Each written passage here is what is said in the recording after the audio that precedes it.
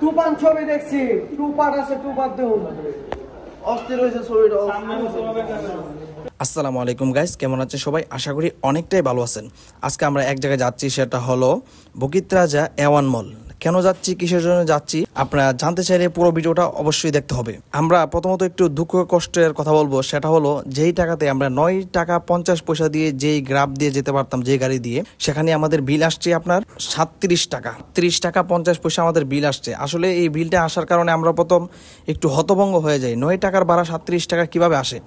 তারপরে হট করে আমার মাথার মধ্যে ঢুকলো যে এখন তো অফিস টাইমে আপনার 9 টাকার ভাড়া 37 টাকা চলে আসছে। কতটা ডিফারেন্স হয়েছে ভাড়াটা। তারপরেও আমরা গিয়েছি, 11 জন টোটালি গিয়েছিলাম, আমরা 3 টাকা নিয়েছি। সো গাইস, আমরা যাচ্ছি এখন তুফান ছবি দেখার জন্য। এই তুফান ছবি অনেক দিন ধরে আমি নেটে দেখতেছি যে তুফান ছবি নিয়ে পুরো হইচই সারা বাংলাদেশে, কিন্তু মালয়েশিয়াতে অনেক পরে আসছে। পরে আসার পরেও কিন্তু আমরা তুফান ছবি দেখার জন্য একটু এক্সাইটেড ছিলাম, তাই আমি রুমের সবার মধ্যে বললাম। তারপরে সবাই বললো ঠিক আছে আমরাও যাবো, চলো।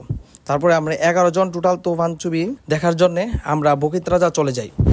বকিতরাজা গিয়ে আমি কিন্তু সবার আগেই চলে গেছিলাম, গ্রাফ দিয়ে গিয়ে আমি গিয়ে আগের টিকিট সংগ্রহ করছি।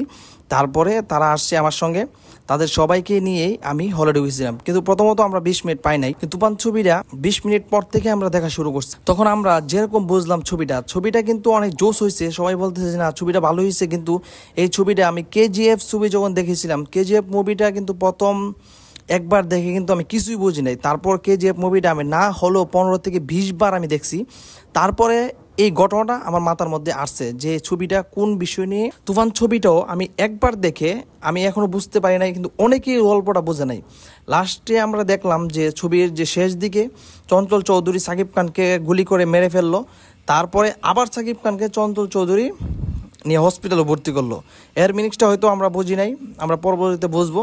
সো তুফান ছবির দ্বিতীয় পার্ট আসলে আমরা সবাই চিন্তা করি দ্বিতীয় পার্টও দেখবো, কারণ প্রথম পার্ট যারা দেখছে দ্বিতীয় পার্ট না দেখলে তারা এই গল্পের মিনিংসটা বুঝবে না। সো ভিডিওটা ভালো লাগলে অবশ্যই লাইক কমেন্ট শেয়ার করবেন। আমরা এখন চলে যাব, ছোট্ট একটা ভিডিও বানিয়েছিলাম আপনাদের জন্য। সবাই ভালো থাকবেন, দোয়া করবেন, আমাদের পাশে থাকবেন এবং আমাদেরকে সাপোর্ট করবেন। ধন্যবাদ সবাইকে।